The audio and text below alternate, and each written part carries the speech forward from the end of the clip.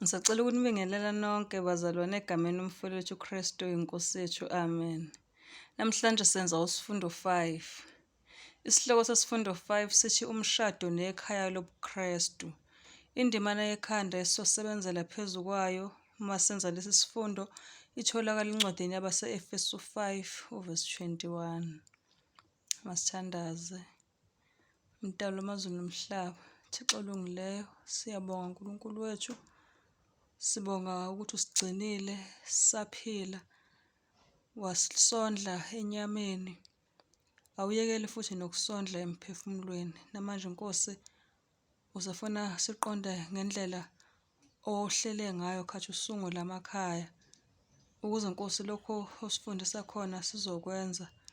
Nebebekwazi, bebevele bekwenza, bezoba nesiqiniseko ukuthi lokho abakwaziyo uNkulunkulu usasho khona namanje.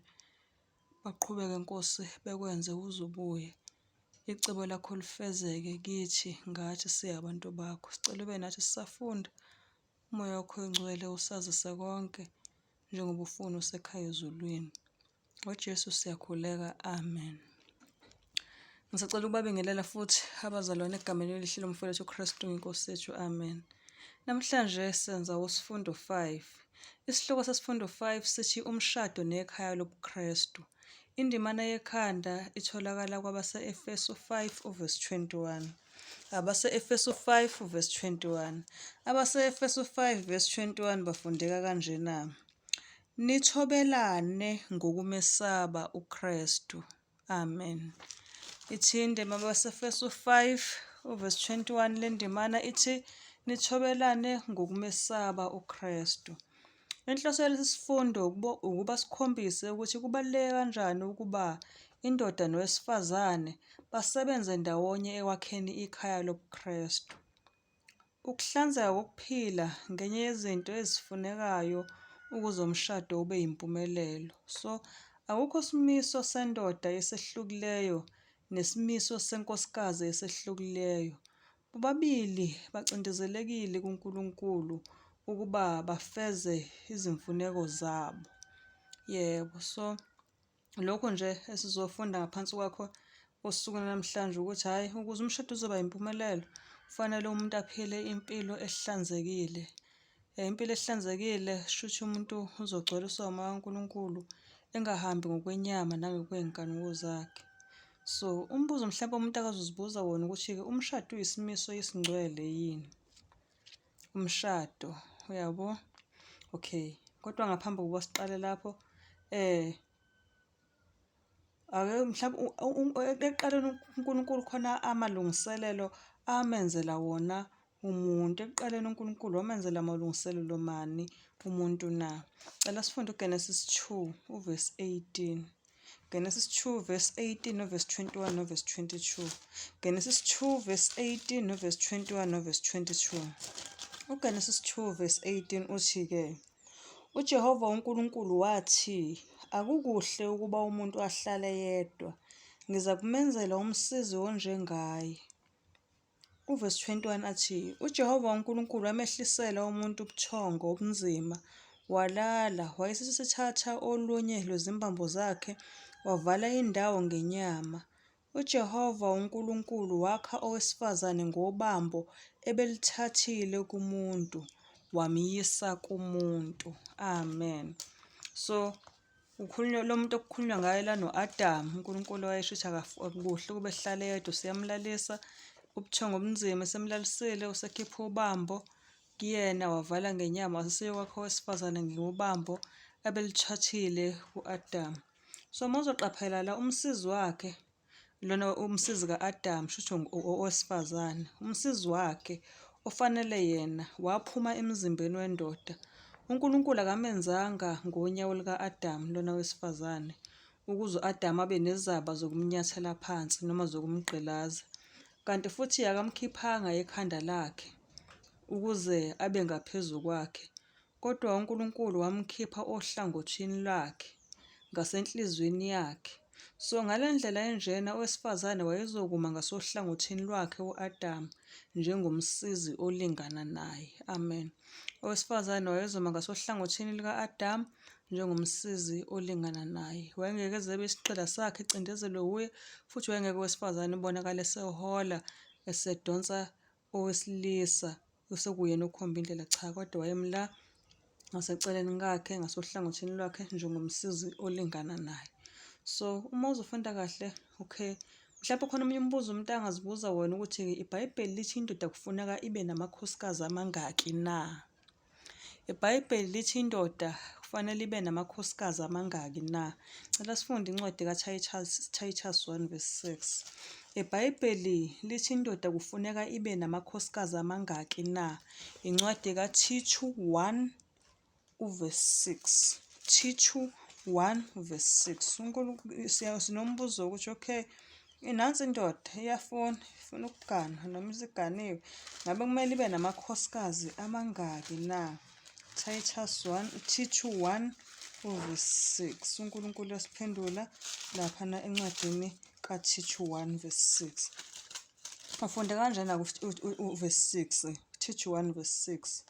Uthi uma kukhona ongasolekiyo, indoda emfazi munye enabantwana abakholwayo abangenakusolwa ngokushinga nabangalaleliyo. Uyabo? So okay, lapha kufunakala umuntu owayezokwenza njani? Owayezosebenza asebenzele uNkulunkulu. Yebo, kufuneka umuntu, amadoda ayizosebenzela uNkulunkulu. Okokuqala nje kufuneka ngale ndoda ukuthi kube indoda engasolekiyo. Ibe indoda enjani? Indoda emfazi munye. Okay, ngokaNkulunkulu indoda nje uNkulunkulu ukhuluma ngokuthi indoda imele ukuba njani? Ukuba nomfazi omunye. Uyabo? So uma uzofunda kwabaseKorinte bokuqala 7 verse 2, uNkulunkulu khona akushoyo ngoba uthi indoda mayibe njani? Mayibe mfazi munye. AbaseKorinte bokuqala 7 verse 4. AbaseKorinte bokuqala 7 verse 4. 7 verse 2. AbaseKorinte bokuqala 7 verse 2. Uthi uNkulunkulu lapho-ke, kepha ngenxa yobufebe akube yilowo nalowo abe nowakhe umfazi, nalowo wesifazane abe neyakhe indoda. Abe nowakhe umfazi, hhayi abe nabakhe abafazi. Yabo? So yilowo nalowo abe nowakhe umfazi, umfazi uyedwa, nalowo wesifazane abe neyakhe indoda, hhayi amadoda. Angithi yabo? So ngokwabhayibheli kukhulunywa ngesipawuzi esisodwa, kukhulunywa ngomfazi owodwa. Makuthiwa iBhayibheli lithi indoda kufuneka ukuba ibe namakhosikazi amangaki? uNkulunkulu uthi ibe njani? Ibe nonkosikazi oyedwa. So uma uzoqaphelela, uNkulunkulu wayengase amnike kalula nje u-Adamu amakhosikazi amaningi, kodwa lelo kwakungelona icebo lakhe uNkulunkulu. Ngiyabo? So uNkulunkulu wayazi ukuthi yini emlungele kakhulu u-Adamu kanye nesizukulwane sakhe esilandelayo. uNkulunkulu wayengakwazi ukwakhela u-Adamu abafazi abaningi, kodwa wamnikeza 1. Nalapha noma sesifunda incwadi uNkulunkulu ubhalile lapha kwabaseKorinte uthi no, umuntu akabe neyakhe indoda noma nowakhe umfazi. Nalaphana kufunekala abantu abazosebenzela uNkulunkulu. So kuthiwani? Makube indoda engasolekiyo emfazi munye. Uyabo? So ngiyathanda nje ukudlulela ngoba ibandla laNkulunkulu liyavangela. Kuzongena abantu abanamakhosikazi mhlampe ngawu-3 sebephendukile ngempela. So kodwa uma uzofunda lapha uTitus 1:6, engangena namakhosikazi akhe ebandleni bekholo, kodwa akwazi ukuba sesikhundleni noma ebe umholi, ngoba kufanakala ukuthi umbonisi umelwe ukuba indoda engasolekiyo, emfazi munye, enabantwana abakholwayo. Uyabo? So uma already nje uma isinesithembu noma inamakhosikazi awu-2, isiyadisqualify-eka ngalokho ukuthi ingaba umbonisi noma ibe nesikhundla thizeni ebandleni. So uNkulunkulu ngeBhayibheli uthini? Unkosikazi makabe munye. So umbuzo mhlampe-ke ukuthi maqondana naleli cebo lokuqala, yini ubuhlobo obuphakathi kwendoda nowesifazane emshadweni na? Maqondana naleli cebo lokuqala, yini ubuhlobo obuphakathi kwendoda nowesifazane emshadweni na? Ala sifunde uGenesis 2 verse 24, ivesi yokuqala ezosiphendula kulo mbuzo ukuthi kuzobe sekuma kanjani. Genesis 2 verse 24, Genesis 2 verse 24 uthi-ke, ngalokho indoda iyakushiya uyise nonina enamathele kumkayo bayakuba nyamane. Yabo? Indoda iyakushiya uyise nonina inamathele kumkayo bayakuba njani? Bayakuba nyamane. Yebo. So ilobona buhlobo phakathi kwendoda nowesifazane emshadweni, bagcina besebenjani? Sebenyamane. So yebo, nyamanye. Yebo. Cela sifunde futhi noMateyu 19 verse 4 kuya kuverse 6. Mathewu 19 uverse 4 kuya kuverse 6. Uthi uMathewu 19 verse 4 kuya kuverse 6 uthi-ke, okay, waphendula wathi kubo, anifundanga yini ukuthi owadala ekuqaleni wabenza owesilisa nowesifazane? Wathi ngenxa yalokho umuntu uyakushiya uyise nonina anamathele kumkakhe, labo ababili bayakuba nyamanye na? Ngakho abasebabili kodwa banyamanye. Yebo. Ngakho-ke lokho akuhlanganisileyo uNkulunkulu umuntu makangakwahlukanisi. So sebeshadile, uNkulunkulu abahlanganisa, bebebawu-2, sebeshadile, bashiya lona nalapha nala, bahlangana base sebeba nyamanye. Ngiyaxolisa, nenkinga ekubizeni leli gama, nyamanye. So uma sebehlangene kanjalo ngomshado, uthi uNkulunkulu ngoba kuhlanganiswe uNkulunkulu makungehlukaniswa muntu. Amen. So uma uzoqaphela la, isimiso somshado saqanjwa uNkulunkulu e-Edeni ngaphambili kokuba umuntu one, njengesabatha. Ngithi nesabatha la uNkulunkulu waliqala nalo lapha kuGenesis 2 e-Edeni ngaphambi kokuba umuntu one. So uze wafika ezansi umshado kuthina, uza nesibusiso sawo sokuqala phezu kwawo. So awumiselwanga kuphela ukuba wandise abantu emhlabeni, yabo, khona isizwe sizolokhu siba khona njalo, kodwa umshado wamiselwa ukuba kube khona umthetho wenhlanganiswano phakathi yomphakathi kanye nenjabulo phakathi kwabantu. So khona kuzovimbeka ubugunqugunqu othandweni, kube khona imizi noma imindeni eyakhiwe ngomthetho ukuze kuhanjiswe iqiniso, ukuhlanzeka nobungcwele iminyaka ngeminyaka. Uma sihlonishiwe lesi sizathu sokuqanjwa komshado nezimiso zikaNkulunkulu zilalelwe, ilapho-ke umshado uba isibusiso khona. So yebo, siyakufundela namhlanje ukuthi uNkulunkulu uthini, owesilisa uyoshiya uyise nonina abenyamanye nomkakhe, futhi ngoba behlanganiswe uNkulunkulu abeyokwahlukaniswa muntu. So umbuzo olandelayo ukuthi, imuphi umyalo ovikela isimiso somshado na?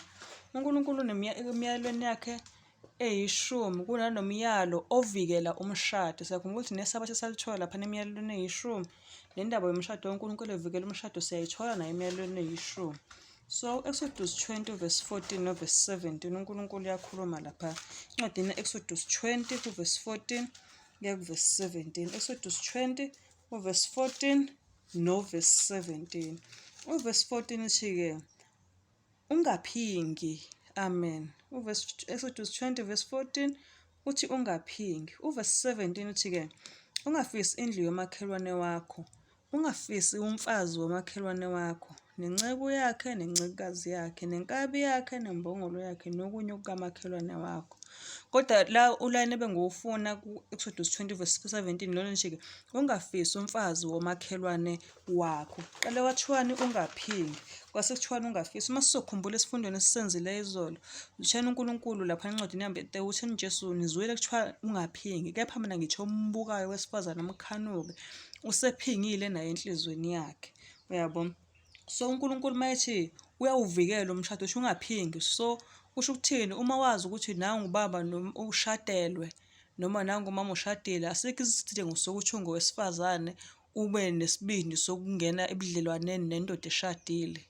wazi kahle ukuthi inunkosikazi ngoba uNkulunkulu uthena ungaphingi. So yona iyaphinga uma izoshela wena, nawe uyaphinga uma uqoma yona. Angithi yabo. So noma umuntu wesilisa awunalo ilungelo lokushela umuntu wesifazane oganileyo noma oshadileyo ngoba uthena uNkulunkulu ungafisi umfazi wamakhelwane wakho. Nabo laba abafazi uNkulunkulu uyabaxwayisa nabo ukuthi bengafisi amadoda omakhelwane wabo, noma bengafisi nje iy'ngane zabafana ngoba kungenzeka ukuthi ayinamuntu. Yena ngoba ushadile, uma sekubakhona ubudlelwane abakubona useyaphinga. So umbuzo-ke omkhulu namhlanje olandela le mibuzo kade ikhona ukuthi-ke kulungile yini ukuba uMkrestu ashade nomuntu ongakholwayo na? Kulungile yini ukuba uMkrestu ashade nomuntu ongakholwayo na? So ngaphambi kokuba siphendule lo mbuzo, sizobuza nje umbuzo omncanyana nje ukuthi kunikezwe myelo muni onqabela ukuganiselana nomuntu ongakholwa na? uNkulunkulu kunqabile ukuganiselana nabantu abangakholwa. Ukuthi ngathi ukholwa wazi iBhayibheli uNkulunkulu esekufundisile wakwenzela umusa bese uthi uma usufuna ukukhetha hamba uye lapha nemntwini ongakholwa. Ngicela sifunde uDuteronomy 7 verse 3 no verse 4. Deuteronomy 7 verse 3 no verse 4. Sizwe uNkulunkulu uma ekhulumela ukuthi uthini ngendaba yokuthi umuntu okholwayo aganane nomuntu ongakholwa. Ukunqabile. So Deuteronomy 7 verse 3 no verse 4. Uthi verse 3-ke. Okay. Lana uNkulunkulu wayekade ekhuluma Israel okhipha eGibhithe, emtshela ngezizwe abazozifica phambili, izizwe ezingenakukholwa engamlaleli uNkulunkulu. Yabo. So uma uNkulunkulu eqala kuverse 3 ungaganiselani nazo, ukhuluma lezi zizwe isizwe sakhiwa ngokuthi kufuneka kube khona abantu, angithi. So lezi zizwe ezingakholwa shuthi kulaba abantu abangakholwa. Ngisacela uqala-ke ngofunde Deuteronomy 7 verse 3 no verse 4. Verse 3 uqala kanjani mayifunde-ka? Ungaganiselani nazo, ungayiniki indodana yakhe indodakazi yakho, ungathatheli indodana yakho indodakazi yakhe, ngokuba uyakuphambukisa indodana yakho ekungilandeleni ukuba bakhonze abanye onkulunkulu. Intukuthelo kaJehova ikuvuthele, akuchithe masinyane. Amen. uNkulunkulu uthena ukuthi hayi ungaganiselani nalabo bantu bezizwe. Okay, so kuyoba khona-ke into abantu abazalwane sebeleqala ilizwi bethi hayi kungcono uma insizwa ikhola eyolanda intombazane engakholwa ngoba vele uzoyifundisa inkolo. Izaba lezo. Uyabo. uNkulunkulu utheni nje ungaganiselani nazo, ungayiniki indodana yakhe indodakazi yakho. Shuthi uma umzali ukholwa awunalo ilungelo lokuthatha noma ukuvume indodakazi yakho uyikhulise ngenkolo ukuthi ihambe iyoganana nomhedeni. Uyabo. Noma okwelinye ihlelo lenkonzo elingafani naleli osulufundile, lingafani naleli okhulisele kuyona indodakazi yakho. Noma uthatha indodakazi yakho uyoyinika i-non-believer noma umuntu ongakholwa, akufunakala ukuthi ungayiniki indodana yakhe indodakazi yakho. Ungathatheli indodana yakho indodakazi yakhe. Uyayibona ingane yomfana nansi unayo uyikhulise ngokukholwa, uthi uma usufuna noma isifuna ukuganwa uzuyiphelezele noma uzuyikhombela intombi yasezweni noma intombi ekukhonza kwenye indawo, kodwa nikhonza onkulunkulu abangafani. Yabo. Niney'fundiso ey'ngafani. Uthi uNkulunkulu no, ungayisi indodakazi yakho ukuthi iyogana lapha, futhi ungathathi indodakazi yalapha ukuthi izogana la indodana yakho, ngoba nje into ezoyenza yinye, iyophambukisa indodana yakho ekungilandeleni ukuba bakhonze abanye onkulunkulu. So uyothi uma ifika lo makoti ezogana indodana yakho uzobe engayishiyile iy'thixo zakhe. Ngatho ukuthi indodana yakho yayimthanda nje, khona izinto ayayibonile, ngatho ukuthi nje futhi naye wayeyihambela kwabanye onkulunkulu, eyikhonzela, eyikhulekela uNkulunkulu efuna yona. So yazo yayithola-ke indodana yakho. Ngeke izibayeke-ke labo onkulunkulu bakho uma isifike la. Uthi uNkulunkulu ngokuba iyakuphambukisa indodana yakho ekungilandeleni ukuba bakhonze abanye onkulunkulu. So uNkulunkulu akasho ukuthi abantu abangakholwa babi noma bamkabi, cha bahle, kodwa inkinga imayelana nenkolo noma nokukhonza uNkulunkulu ne-worship, ukuthi bezothi uma sebefikile la beze nokuzophambukisa befundise iy'ngane zethu ukukhonza abanye onkulunkulu. Nale ndodakazi yakhe yalaphayana-ke vele-ke iyothobela iy'thixo. So uthi uNkulunkulu ngalokho no Deuteronomy 7 verse 3 no verse 4 makungabi njalo, makungaganiselwana. Yabo. So singaganiselani nabantu abangakholwa. Ngicela futhi ukufunda abaseKorinte besibili u-6 verse 14. Ngicela ukufunda abaseKorinte besibili u-6 verse 14. Ufunde kanjena abaseKorinte besibili 6 verse 14. Uthi maningaboshelwa ejokeni linye nabangakholwa, ngokuba kunakuhlanganyela kuni ukulunga nokungalungi na? Kunabudlelwano buni ukukhanya nobumnyama na? uNkulunkulu uyakunqaba. Uthi maninganjani? Maningaboshelwa ejokeni linye nabangakholwayo. Ihamba ibanga elide-ke la. Akuhambi umshado kuphela. Abanye benza amabhizinisi, okay, kodwa nje ngicela sitike emshadweni. Yabo, cha, akunabudlelwane nje obuzoba khona phakathi komuntu okholwayo nokungakholwa. Ngisho kungathiwa unemali, ngisho kungathiwa umuhle, ngisho kungathiwa unjani, akashiyeli ukuthi akanemali, noma akashiyeli ukuthi muhle, noma akashiyeli ukuthi ufundile noma kanjani. Kodwa ngenxa yokuthi uzothi uma usuhlangene naye ufunde ukudelela uNkulunkulu ngokuthi ukhonza abanye onkulunkulu, ushiye uNkulunkulu odala amazulu nomhlaba. Angithi yabo, isona leso sizathu-ke esenza ukuthi indaba yabo uNkulunkulu ayinqabe. Ngoba uma uzoqaphela la, uma ufunda incwadi ya-Amos 3 verse 3 uyabuza uNkulunkulu laphana uthi-ke ababili bangahamba kanye uma bengahlangene na?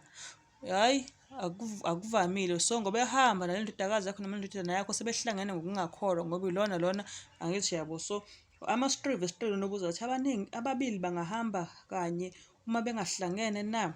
So lokhu kuyiqiniso kakhulu uma kubhekiswe ebunyeni bomshado. Ukwehlukana ngenkolo ngaso sonke isikhathi kubanga inkathazo. So inkosikazi engakholwayo ngaso sonke isikhathi izophambukisa abantwana ezindleleni zikaNkulunkulu. Amen. Angithi sithi uma sibuka i-umbrella yokukholwa sithi uKrestu phezulu, bese kuza ubaba eyinhloko, bese kuza umama ewumsizi kababa, bese sekuza abantwana befundiswa umama umqhele wakho yokutholwa ngabantwana. Ngisho umama efundisa abantwana. So uma umama engakholwa noma ethathwe ezweni, vele uzofundisa iy'ngane zakho ukungakholwa. Ngeke nje futhi izwe lakhe liyeke nje completely kuyilona elimsizile ukuthi ethole le ndoda ekholwayo.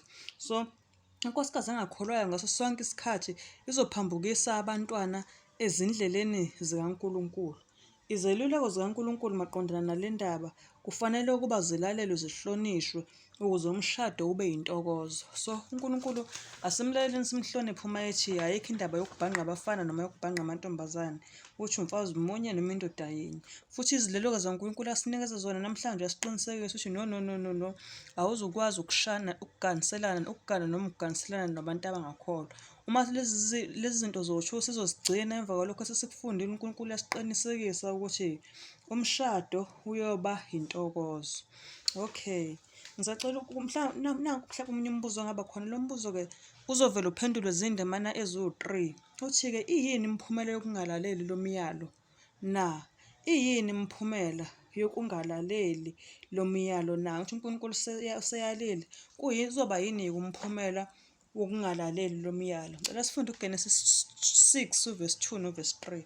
Genesis 6 verse 2 no verse 3. Ngicela sifunde incwadi kaGenesis 6 verse 2 no verse 3. Uthi uma uNkulunkulu singamlaleli-ke kube sekuma kanjani? Genesis 6 verse 2 no verse 3. Ufundeka kanjena.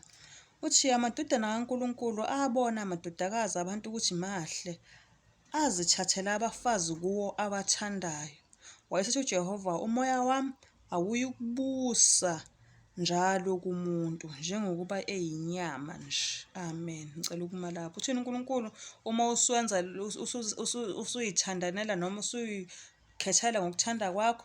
Uthi uNkulunkulu, umoya wami awuyi ukubusa njalo kumuntu ngokuba umuntu uyinyama nje. Ngicela ukuphangisa ngifunde uJoshua 23 verse 11 kuya ku-13. Incwadi yaJoshua 23 verse 11 kuya ku-13. Incwadi kaJoshua 23. Yebo, Joshua 23. Ngiyabonga. Ngicela sifunde incwadi yaJoshua 23 verse 11 kuya ku-verse 13. Uthi uverse 11, qaphelisisa ukuba nimthande uJehova uNkulunkulu wenu, ngokuba uma nibuyela emuva ninamathele ensalini yalelozwe, zona lezi ezisele phakathi kwenu, niganiselane nazo, ningene kuzo nazo kini. Yazini nokwazi ukuthi uJehova uNkulunkulu akaseyukuxosha lezo zizwe phambi kwenu, kepha zona zoba lugibe nesihibe kini, nenkalvasi ezinhlangothini zenu, nameva emehlweni enu. nize nibhubhe kuleli zwe lihle uJehova uNkulunkulu wenu aninike lona. Amen. uNkulunkulu uyakwala. Yabo, uthi lezi zizwe ey'sele masingenzi ukuthi siganiselane nazo singene kuzo nazo kithi, ngoba uma senza lokho asazi ukuthi uJehova uNkulunkulu wenu akaseyikuxosha lezi zizwe phambi kwethu, angithi yabo, kodwa ziyoba ugibe ngazo zonke iy'khathi. Yabona uma uhleli nomuntu owugibe, umuntu okuyengayo, kufuneka uhlale u-alert ngoba uzokwazi ukuthi urestile, ngoba ufuna ukukuyengela kwasathane, ukuthi ufunde ukulalela usathane, usuke kuNkulunkulu uyalalela usathane, uyakuyenga. Yabo, so uthi uNkulunkulu uma lezi zizwe zingakholwa ziyini, ziwugibe, ziyisihibe, into ekuwukayo nofisha ukuze uzokhipha emanzini udingeka ukuhishwa, uwuke ngodobo laphana phambili. Angazi-ke iwuko uma selifikile-ke la uwuka ufisha ifosho selushonela uzokuphila. So awukwazi ukuthi ube nesiqiniseko sokuthi uzophila uma unomuntu eduze kwakho owugibe, oyisihibe, inkalvasi isitshwebhu, buhlungu kuphela nje ozobuza usefuna ukwenza izinto ngendlela yakhe yokungakholwa, nameva emehlweneni. Yabo, size sibhubhe. uNkulunkulu uthi cha, akufanele lokhu. Yini umphumela wokungalaleli lo myalo na? Ukubhubha, Nkosi, ukubhubha ngempela, futhi umoya kaNkulunkulu awuseyi ukubusa phezu kwethu. Ngicela sifunde indima yokugcina uNehemiya 13 verse 26. uNkulunkulu khona akukhulumayo ngalo mzalwane lo uNehemiya 13 verse 26. Uthi uNehemiya 13 verse 26, akonanga ngalokho uSolomoni inkosi yakwa-Israyeli na? Phakathi kwezizwe eziningi kwakungekho inkosi enjengaye. Wayethandekile kuNkulunkulu wakhe. uNkulunkulu wambeka inkosi phezu kuka-Israyeli wonke. Nokho abesifazane bezizwe bamonisa naye. Amen. Abesifazane bezizwe bamonisa naye. Shuthi uma sithenisa noyini, ukwephula umthetho. So uma uhleli nomuntu ongakholwa, ngoba vele bengalaleli uNkulunkulu, kune-possibility, hhayi nanokuthi kune-possibility, yebo uzokonisa nawe, kufundise ukuphula umthetho, ngoba wena uyibonile ephila lapha aphila khona, ephila ngokuphula umthetho kaNkulunkulu. Waphila izinto ezinhle zenzeka kahle, waze wathola nawe nje futhi uyibiza ngumntwana kaNkulunkulu ephula lowo mthetho. So nawe uzoba ugibe, uthi ekufundisa ukungamesaba uNkulunkulu, uzokonisa. Yabo, abantu besifazane bezizwe bonisa uSolomoni inkosi nokuhlakanipha. Kuthiwa ukuhlakanipha kwayo wakungaze kuvele inkosi ehlakanipheke njengaye nangemuva, kodwa bamonisa ehlakaniphe njalo. Nkosi, ubuyini, bengiyini nami ukuthi singazibandakanya nabantu abangakholwa. So uNkulunkulu uma echaza la uthi-ke kuyinto eyingozi kakhulu ukwenza isivumelwano nabantu bezwe. So usathane wazi kahle ukuthi ihora okuhlanganiswa ngalo abantu abaningi abasha beshadiswa, so abesilisa nabesifazane, yilona elivala umlando wemiphumela nosizo lwenkolo yabo. So balahlekile kuKrestu. Uma ugana noma uganwa umuntu ongakholwa, kuthiwa nje ulahlekile kuKrestu. Yabo, khona le ngoma ethi cingani abalahlekileyo, angithi yabo, kuyokuphunywa kuhambe kuyocingwa abantu abangasayi enkonzweni. Yabo, hhayi-ke uNkulunkulu usitshela njengamanje ukuthi hhayi-ke uma uzoganana nomuntu ongakholwa ulahlekile, nawe udinga ukucingwa. Yabo, ungacingwa ngisho ngaphakathi, ngoba ibuhlungu impilo ozoyiphila. So uNkulunkulu uyasixwayisa-ke akakhulukazi labo abangakagani ukuthi bengalenzi lelo phutha. Uma bethatha leso sinqumo njengamanje emva kokuthi befunde, uNkulunkulu uthi-ke bazobe belahlekile kuKrestu. Yabo, so akukho ukuzwana phakathi kukaKrestu nokubhilayela. Yabo, Beliyali, ngiyaxolisa, abakwazi ukuvumelana. So ukuzihlanganisa nomuntu ongakholwayo kuwukuzibeka emhlabathini kasathane. Uyamthukuthelisa umoya kaNkulunkulu oyingcwele, uchithe ukuvikeleka kwakhe. Angithi uma usewedwa usewumuntu kaNkulunkulu, uNkulunkulu ngomoya wakho oyingcwele uyaqinisekisa ukuthi uyavikeleka. Kodwa uma usuyoyibandakanya nabantu abangenaNkulunkulu, uyasichitha lesi sivikelo sezulu. Yabo, so uchithe ukuvikeleka. Ungakwazi yini uzimise engozini enje? Ngathini, ungakwazi yini ukuba uzimise engozini enjena ekulweni impi yakho yokuphila okungunaphakade na?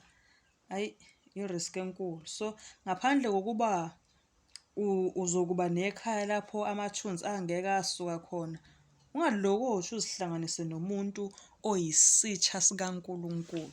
IBhayibheli lisifundisa ukuthi khona abantu abalungileyo, khona nabantu ababi, abekho abantu abangcono. So khona abantu abalungile noma khona abantu ababi.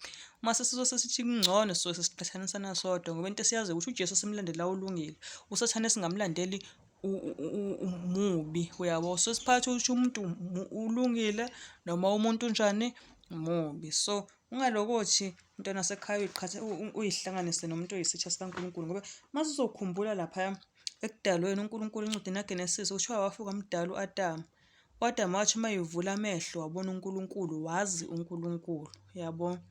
Umuntu wokuqala u-Adamu amaziyo wazi uNkulunkulu. Emva kwalokho uNkulunkulu wamlalisa u-Adamu. Uma esemlalisile uNkulunkulu u-Adamu wakhipha ubambo lakhe wavala ngenyama, wahamba wayodala u-Eva. Wathi uma esemdalile u-Eva, uma eqala evula amehlo wabona uNkulunkulu.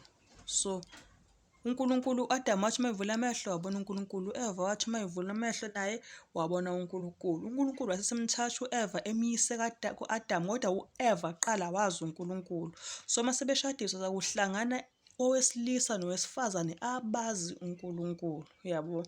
So Adamu wayazi uNkulunkulu kuqala no-Eva wazi uNkulunkulu kuqala, bese uNkulunkulu seyabahlanganisa kwase kuphuma ikhaya lobuKrestu. So nakuthina-ke iphethini le uNkulunkulu afuna ukuthi siyifunde ukuthi awukwazi ukuthi wazi uNkulunkulu uthathe umuntu ongamazi uNkulunkulu bese uthi uzomvangela.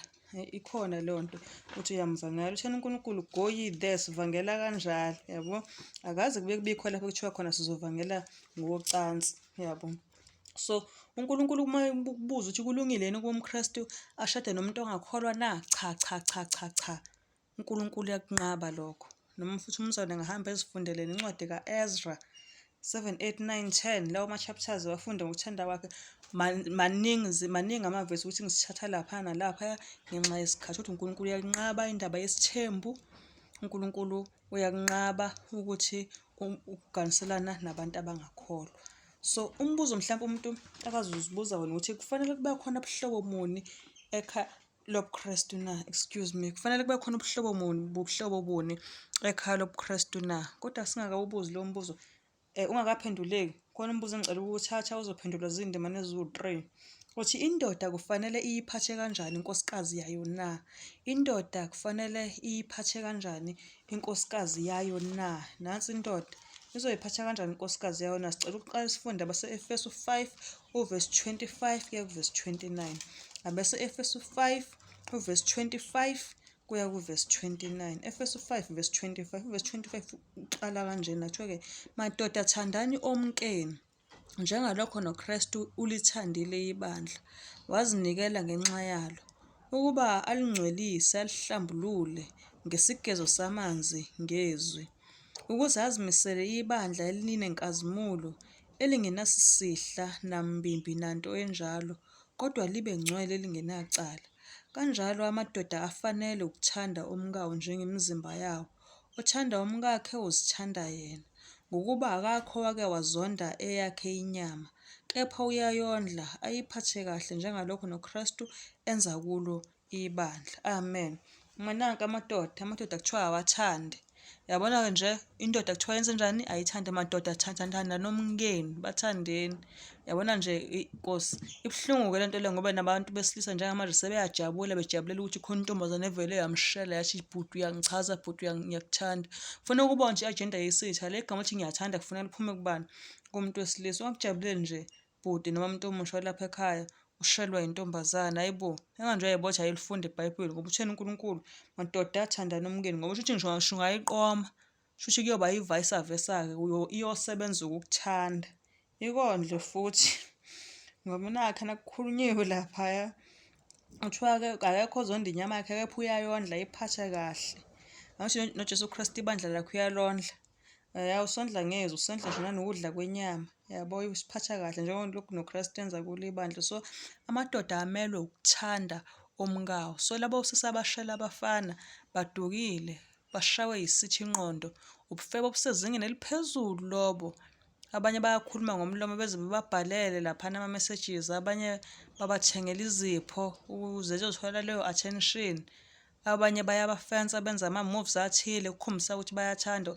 Asisho ukuthini, leyo nto izimpawu zokuthi lowo sisi-ke ulinyazwe yisitha.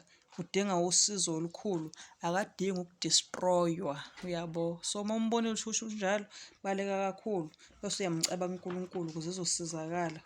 Wenze ukuthi hhayi ukuthi uvumelane naye ukuthi isitsha sinisebenzise nobabili ukuthi nichithe imiphefumulo yenu niphinge.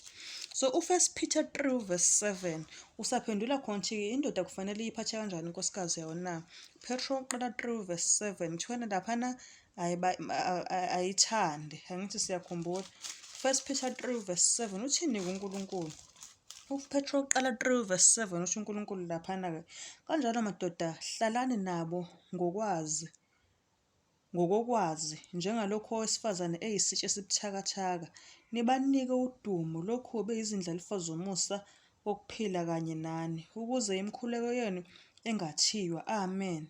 Hlalani nabo ngokokwazi njengalokhu owesifazane eyisitsha esibuthakathaka. Amen. Kodwa uNkulunkulu uthini? Hlalani nabo kahle, nibanike udumo lokhu beyizindlalifa zomusa wokuphila kanye nani, ukuze imikhuleko yenu ingathiywa. Amen. Yazi ingiphatha kabi le ndaba la, ngoba uma uzofunda laphana encwadini Exodus 1:2 kwakuvela laphana uFaro ebulala iy'ngane zabafana, ey'bulala nje like zifa physically. Nangesikhathi sikaJesu futhi sokuzalwa kaJesu uyabonakala uHerodi naye khona futhi esemkhankasweni ebulala iy'ngane zabafana, yabo, khathi efuna uJesu. 2 years kuya phansi, zafaka buhlungu iy'ngane. And uma uzothula ukubheka namanje leyo mishini usathane useyiphezu kwayo, usababulala abantu besilisa ngokuthi ubasusile endaweni yabo, ufaka abantu besifazane. Bakhona baya-exist kodwa wenza sure ukuthi ushaya ingqondo kangangokuthi kube ngathi aba-exist. Kangangokuthi nje abantu besilisa sebeyakujabulela ukuthi abanye baze bafuna ukuthi beholwe umuntu wesifazane, asiholwe, ebe uminista wethu, ebe umongameli wethu, imbokodo. Angithi uyabona konke lokho, kodwa uNkulunkulu uma ufunda iBhayibheli, uNkulunkulu ubize ukuthi owesifazane uwumsizi wesilisa, owesilisa uyinhloko. Angithi uyabona, kodwa napa befuna ukuholwa abantu besifazane. Angithi uyabona ukuthi usathane namanje usababulala abantu besilisa, ubabulala bekhona nje manje, babulala ingqondo kangangokuthi wenza ukuthi bengayiboni nje bazisusa bona kwiphozishini yabo. Awukwazi ukuthi umuntu usutsheliwe ukuthi uyisitsha esibuthakathaka, wena uyinhloko, bese ulokhu uthi akahola ngoba unanama-boundaries, khona izinto angeke azazenze eziyihlazo. Angazi, ngicela ukuqhubeka nesifundo, ngiyafisa ukukhuluma ngobe njengamanje kunanabefundisi besifazane. UDasi 10 laphana uma uNkulunkulu ekhetha ozoba umbonisi, kuthiwena makube yindoda emfazi munye. Angazi-ke kuzobe sekuma kanjani uma uminista sewunkosikazi sewowesifazane, ukuthi unayo yini yona indoda, shuthi uphenduka inhloko. Uma esebhabhadisa kuma kanjani? Uma esebhabhadisa esendaweni yakhe uyahlehla nombhabhadisi, kuthiwa cha, owesifazane usey'nsukwini zakhe, noma ungena nalo igazi lakhe kwiphule ebhabhadise wonke umuntu. Kuyasho nje kwasekuqaleni ukuthi lento lena ayisilona uhlelo laNkulunkulu. So uNkulunkulu uthini? Uthi siyizitsha ezibuthakathaka, uyabo. Sengathi singabuyela sonke ezwini laNkulunkulu ukuze nathi siyabantu besifazane sizokhumbula indawo yethu, nabantu besilisa nabo bekhumbule eyabo indawo, uyabo. So abaseKolose 3:19 makuthiwa indoda ifanele iyiphathe kanjani inkosikazi yayo. AbaseKolose 3:19 uNkulunkulu khona akakushoyo lapha encwadini yabaseKolose 3:19 uthi, u-19-ke, madoda thandani omkenu ningabacasukeli. Amen. Amadoda lokhu kuvela nje kuthiwa awathanda. So madoda thandani omkenu ningabacasukeli. Yazi uma uzoqaphela la, qiniseka ukuthi umoya ohlanzekileyo oyingcwele uzungezile umphefumulo wakho. Uma uwumuntu nje qiniseka ukuthi umoya ohlanzekile oyingcwele uzungezile umphefumulo wakho. Kufuneka ukuba nifunde zonke izinsuku kuKrestu. Akufuneki nakancane ukuba kubonakale umoya wobudlova ekhaya lakho. Indoda eyenza lokhu isebenza ngokuzwana nomoya kaSathane, indoda enobudlova. So ngenisa intando yakho ngaphansi kwentando kaNkulunkulu. Thatha izwi likaNkulunkulu njengeseluleko sakho. Ekhaya phila izimfundiso zezwi. Amen. So njengamanje mhlawumpe khona umbuzo sesiwenza-ke nje othi-ke Owesifazane kufuneka ukube abe nobuhlobo buni nomyeni wakhe. Indima yowesifazane kumyeni wakhe, yena kufuneka enze njani? Owesifazane kumele ukuba nobuhlobo buni kumyeni wakhe. Ngicela sifunde abase-Efesu 5 verse 22. Abase-Efesu 5 verse 22 bafundeka kanjena abase-Efesu 5 verse 22. Abafazi mabathobele amadoda abo kungathi kukuyo inkosi. Amen. Abafazi mabathobele amadoda abo kungathi kukuyo inkosi. Sifundile ukuthi owesilisa uyathanda, owesifazane uyathoba. Futhi thina laphana owesilisa njengoba umzimba wakhe unakekela, awondla, angithi siyakhumbula, ewuphatha kahle, kumele njalo uphatha kahle inyama yakhe. Ngitho yena nowesifazane sebenyamani, akenze njalo-ke nanowesifazane. Yebo, so abafazi-ke njengamanje kuthiwa-ke abase-Efesu 5 verse 22, abafazi mabathobele amadoda abo kungathi kukuyo inkosi. Ngicela sifunde u-1 Peter 3 verse 1 kuya ku-4. uPetro wokuqala 3 verse 1 kuya ku-verse 4. Ngicela sifunde u-1 Peter 3 verse 1 kuya ku-verse 4. 1 Peter 3 verse 1 kuya ku-verse 4. La sengiyaqala sengiyafunda. Kuthiwa kanjalo bafazi, thobelani amadoda enu, ukuze kuthi uma ekhona angakholwa yizwi, azuzwe ngaphandle kwezwi ngenkambo yabafazi bawo, ebona inkambo yenu emhlophe kwesabeni.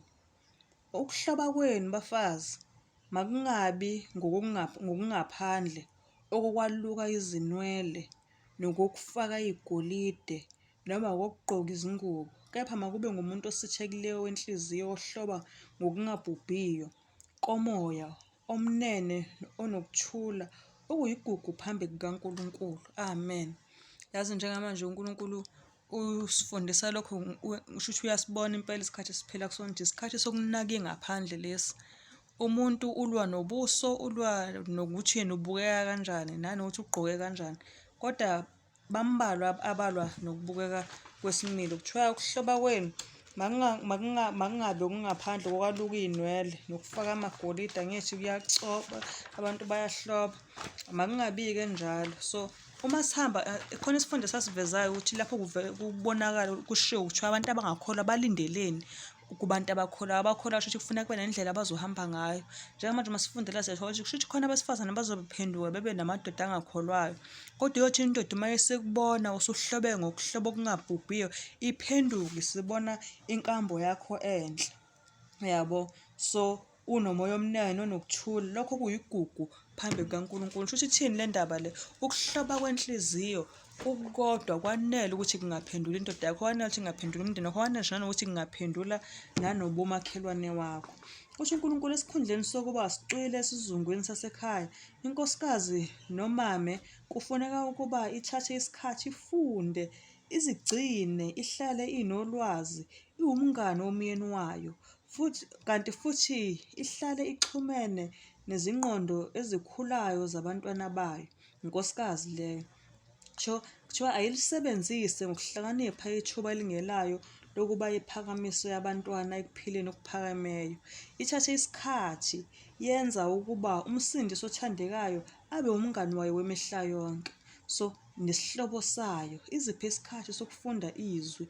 Inkosikazi ihlale ithokozile. Amen.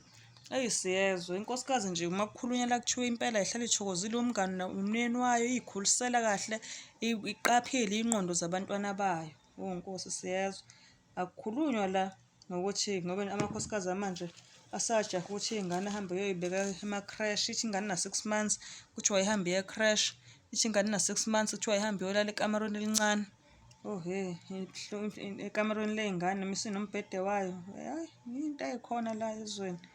Yabonga ngoba ukuthi yebo, kodwa uNkulunkulu akayikhuluma indaba ye-creche la, akayikhuluma indaba yokuthi ingane ayikhuliswe ukubuka i-TV nopopayi.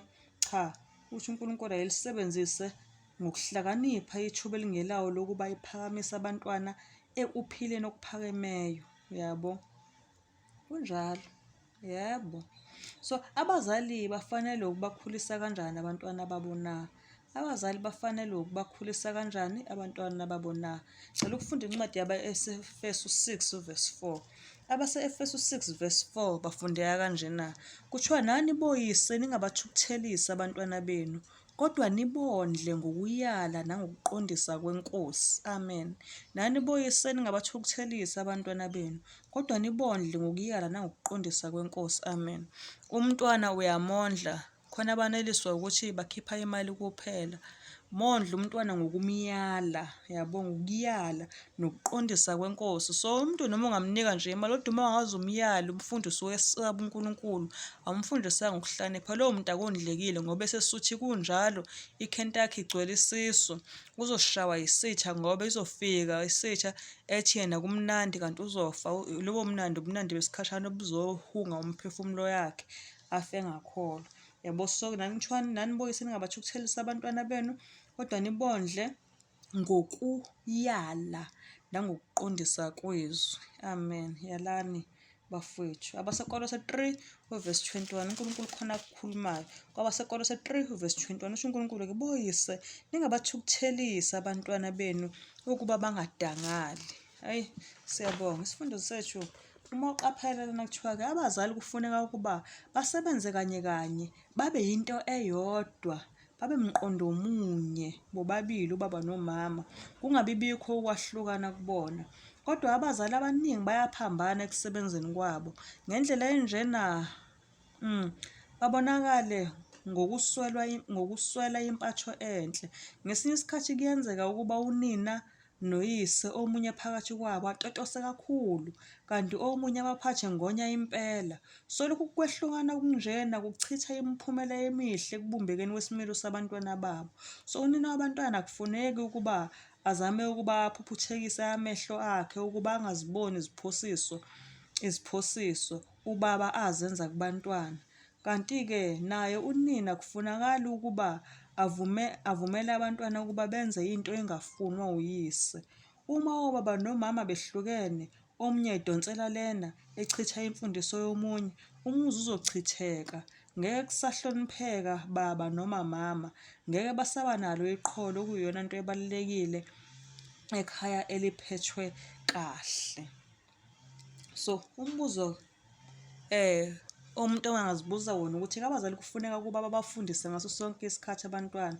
Abazali kufuneka ukuba babafundise ngaso sonke isikhathi abantwana. Noma mhlawumbe khona lapha nje kuba kudingeka khona ukuthi kube khona i-break. Ngicela ukufundisa Izaga 22 verse 6. Izaga 22 verse 6 ngisacela ukuyifunda. Izaga 22 verse 6 zifundeka kanjena. Izaga 22 verse 6 uzithi, khulisa umntwana ngendlela eyakuba ngeyakhe, kuya kuthi lapho esekhulile angasuki kuyo. Amen. Khulisa umntwana ngendlela eyakuba ngeyakhe, ayothi uma esekhulile angasuki kuyo. Base kuthi lapha incwadi neDeuteronomy 6 verse 6 no-7 uNkulunkulu khona akukhulumayo kuDeuteronomy 6 verse 6 no-7. Deuteronomy 6 verse 6 no-7 othi, uma sewufunda uDeuteronomy 6 verse 6 no-7, lawa amazwi engikuyala ngawo namuhla ayokuba senhlizweni yakho. Ubafundise impela wona abantwana bakho, uwakhulume lapho uhlezi endlini yakho, nalapho uhamba endleleni, nalapho ulala, nalapho uvuka. Amen. So uNkulunkulu ungathi uyayivala le ndaba yamama onama-mood swings, noma umama okhange ukuthi othulayo ongafuni ukukhuluma, ngoba usho uNkulunkulu la amazwi omthetho kaNkulunkulu noma izwi lakhe, uthi la amazwi engikuyala ngawo namuhla ayokuba senhlizweni yakho. Ubafundise wona impela abantwana bakho, uwakhulume lapho uhlezi endlini yakho. Sihlele siyakhuluma, sicele uNkulunkulu ukuthi sikhulume, noma ngakhuluma ilanga liphuma lize liyoshona, vele udalelwe khona lokho. Kodwa hayi ukuthi ukhuluma noma yini, uxabana nabantu, ufundisa abantwana izwi. So uwakhulume lapho uhlezi endlini yakho, nalapho uhamba endleleni uhamba. Hayibo, siyadinga ukuthi likhulume leli zwi laNkulunkulu, nalapho ulala, nalapho uvuka. So asikho isikhathi lapho kuthiwa khona asithuleni, ngeke sikwazi ukuthula. Angithi yabo. So ngoba kwenziwa kanjani? Kufundiswa ini? Abantwana, angasemama kuphela nobaba. So ukwenziwa kwemikhuleko yasekhaya, imikhuleko yasekuseni nakusihlwa, yinto emqoka ekubekeni isisekelo sekhaya lobuKrestu. Abantwana bengase bakhethe iculo, kungase kufundwe amazwi amafishane wenziwe uthathekise yabo, bese kukhuleka umkhuleko oqinisekileyo wokucela ukuba uNkulunkulu avikele ahole. So kuwumsebenzi kababa ukuba ahole kule nkonzo, kodwa uma engekho ubaba, umama kufuneka abone ukuthi umkhuleko uyenziwe. So yebo, kunjalo. Abantwana kufuneka ukuba bahloniphe kanjani abazali babo na? Ya, nabantwana nansi nabo banendima kufuneka beyidlale. Abantwana nabo kuyavetsha, okay, nabo kunendima okufuneka beyidlale. Efesu 6 verse 1. Incwadi yabase-Efesu 6 verse 1 ithini? Ithi, bantwana, lalelani abazali benu enkosini ngokuba lokho kulungile. Amen. Bantwana, lalelani abazali benu enkosini ngokuba lokho kulungile. Mase betha baseKolose 3 verse 20 ethi, bantwana, lalelani abazali benu ezintweni zonke ngokuba lokho kuyathandeka enkosini. Amen. Bantwana, lalelani abazali ezintweni zonke ngokuba lokho kuyathandeka enkosini. uNkulunkulu uyaxwayisa ukuthi izingane, bantwana lapha ekhaya, manibe abantu abazobalalela abazali benu. So indlela enhle yempela yokufundisa abantwana ukuba bahloniphe abazali babo ukuba baphiwe ithuba bona abantwana lokuba babone ubaba enza isenzo somusa kumama. Nkosi yami, ibalulekile lento le. Bafunda kakhulu ngokubona. Ibuhlungu lento le ngoba usathane senzile ukuthi izingane zizalwe, ubaba uhlala lapha nomama uhleli lapha, nobaba waganwa i-stepmother, ubaba uhlelo lasathane lolo. Kodwa lowo mkhuba usenganqandeka njengamanje, yize sekuya ngasemaphethelweni ngamandla kaJesu, ngoba abanye abaningi lokhu bakwenze bengaqondi umonakalo wakhona. Bekungaqondakali neze ukuthi umonakalo ungakanani. Ngoma sesifunda la kuthiwa indlela enhle impela yokufundisa abantwana ukuba bahloniphe abazali babo ukuba baphiwe ithuba lokuba babone ubaba enza isenzo somusa kumama, nomama ebonisa inhlonipho nokuthobeka kubaba, yabo. So ukubona uthando kubazali babo okwenza ukuba abantwana balalele umthetho wesihlanu lona othi yazisa uyihlo nonyoko, ngithi uyakhumbula. So ngoba belibonile uthando kubazali babo, neseluleko sithi, bantwana, lalelani abazali benu enkosini ngokuba lokho kulungile. Amen. Ngizocela ukubuza umbuzo wokugcina. Umbuzo wokugcina uthi-ke, ikhaya lobuKrestu lithenjiswe ukuba bangase babe yini abantwana balo na? Cela ukufunda u-Isaya 8 verse 18. Nanti ikhaya lobuKrestu eliyibophezela lithi lizokhulisa iy'ngane ezosaba uNkulunkulu. Abantwana babo laba uNkulunkulu uthini ngabo, ngalaba abantwana bakuleli khaya? Cela ukufunda u-Isaya 8 verse 18. Isaiah 8 verse 18. Isaiah 8 verse 18 ufundeka kanjena. Uthi, bheka, mina nabantwana uJehova anginike bona, siyizibonakaliso nezimangaliso ka-Israyeli ezivela kuJehova Sebawothi ohlezi entabeni yaseSiyoni. Amen. Bheka, mina nabantwana uJehova anginike bona, siyizibonakaliso nezimangaliso ka-Israyeli ezivela kuJehova Sebawothi ohlezi entabeni yaseSiyoni. Sizibonakaliso nezimangaliso. Cela beku-Isaiah 8 verse 18 loyo. Cela ukufunda u-Isaiah 49 verse 25. Cela ukufunda u-Isaiah 49 njengamanje verse 25. Nanti ikhali ney'ngane ezinhle zizibonakaliso nezimangaliso. Isaiah 49 verse 25. Futhi uNkulunkulu laphana-ke, noma kunjalo uJehova uthi, yebo, abathunjwa bamaqhawe bangasuswa, nempango yabacindezeli iyokwaphulwa. Kepha mina ngiyakulwa naye olwa nawe, ngisindise abantwana bakho. Kepha mina ngiyakulwa naye olwa nawe, wemzala uthembekile, ngisindise abantwana bakho, kusho uJehova.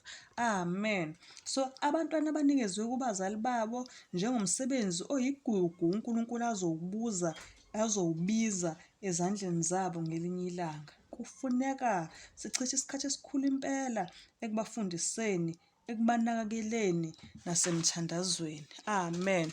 Summary, isihloko, umshado nekhaya lobuKrestu. Sithole ukuthi indoda iyathanda, owesifazane uyathoba, umshado ungcwele usuka ensimini yase-Edeni, uGenesis 2, wavela ukuthi owesilisa waza kuqala shuthi mdala, owesifazane unjani, muncane, yebo kunjalo.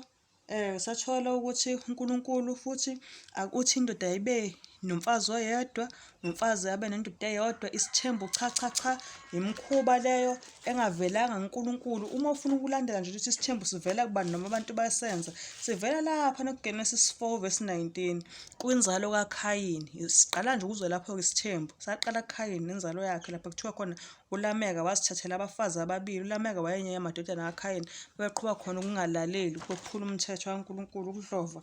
Yabo, so sifundile ukuthi umfazi oyedwa indoda eyodwa, akukhulunywa ngendaba yamashende nezanciza, cha, ayifunakali.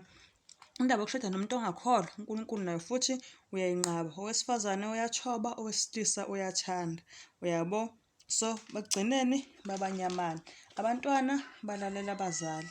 Uyabo, so abazali yibona abafundisa abantwana babo, akusiyona i-creche, akuyona imise esikoleni, akusiyona i-TV. uNkulunkulu esibusise sisazindla ngawo wonke la mazwi, amen. Isikhathi sesihambile. Thixo uma sasiphila ukuphila, usifundo 6 esizofunda sizobe sikhuluma ngawo, isihloko sawo sithi ukugqoka nokuziphatha kobuKrestu. Ukugqoka nokuziphatha kobuKrestu, amen. Cela sithandaze. Siyabonga mdala wamazwe nomhlaba, Thixo olungileyo. Sibonga Nkosi ukuthi ukhulume nathi kusenesikhathi ngenhloso yokuthi kuzolungisa okonakeleyo ey'mpilweni zethu.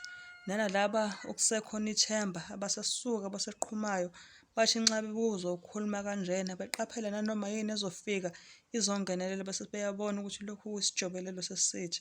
Ngoba ekugcineni Nkosi, kufuneka kwakhiwe lapha emhlabeni amakhaya owawuhlelile ukuthi yiwona azoba khona usekhaya ezulwini, ayintokozo yakho, anesivikelo sakho. Sadlidla ngala mazwi ethu, sicela Nkosi ukuthi wamgxilise, wamilise ey'ngqondweni zethu ngazo zonke iy'khathi, sidlinze ngayo nasey'nqumeni esiy'thathayo, singahehwa ubuhle lobo obusezweni, ubuhle obudlulayo, obuphelayo. Nxa kodwa sibubona sengathi Nkosi besingabuka njengoba uNkulunkulu abuka, ukuthi uNkulunkulu ufuna ukuthi abantu bakhe bephenduke. Yebo, Baba olungileyo. Singabuki ngokuthi thina siyodelisa iy'nkanuko zethu ngabantu abangalazi iqiniso. Sicela Baba olungileyo ukuthi ube nathi, egameni lomfowethu uKrestu, iNkosi yethu, amen.